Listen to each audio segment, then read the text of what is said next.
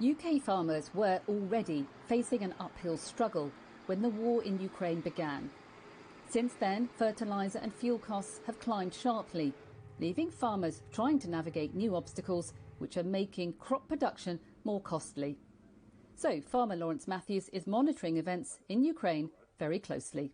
It affects the exchange rates on the currencies and it affects the prices of the fertilisers we buy and the grains we sell. So we could be constantly watching it, and that really does drive the way we plan our way forward.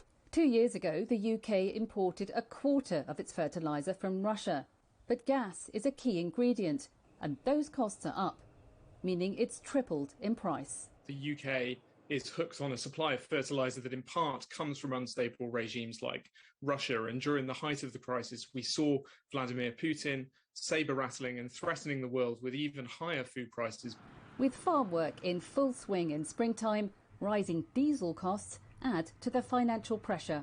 The war in Ukraine has created a real challenge for farmers. The rapidly rising cost of fertiliser is just one factor that's making food production much more expensive. And as Ukrainians struggle to sow this season, many crop prices are up. This is coming out into flower now. While the UK grows its own oilseed rape, it also imports this high-demand product from Ukraine for cooking oils. The production has dropped because the Ukrainians are maybe not going to produce any or some rape this year, so there's going to be more demand. So effectively we want to grow more rape going forward. The UK produces around half its own food, meaning there's no scarcity. But there's now pressure on UK farmers to grow more. Yet wheat production costs are shooting up too, creating a cash flow problem. The challenge is addressing those and planning the way forward so that we can carry on producing profitably but still provide food, as you know, that's our job, at a reasonable cost to consumers. With many Ukrainian ports blocked, the selling price of wheat soared at the start of the war too.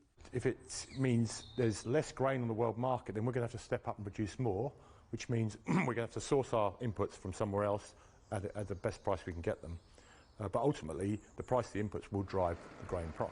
The government says it plans to support farmers through the fertiliser crisis, but the long-term fix could lie in cutting dependency on fossil fuels. Part of the solution is already beginning to come through from British industries that are helping us to replace gas through the rollout of renewables, or might in the future help to replace fertiliser through the production of low-carbon fertilisers here in the UK. The National Farmers Union is warning that disruption to food production and supply may last years.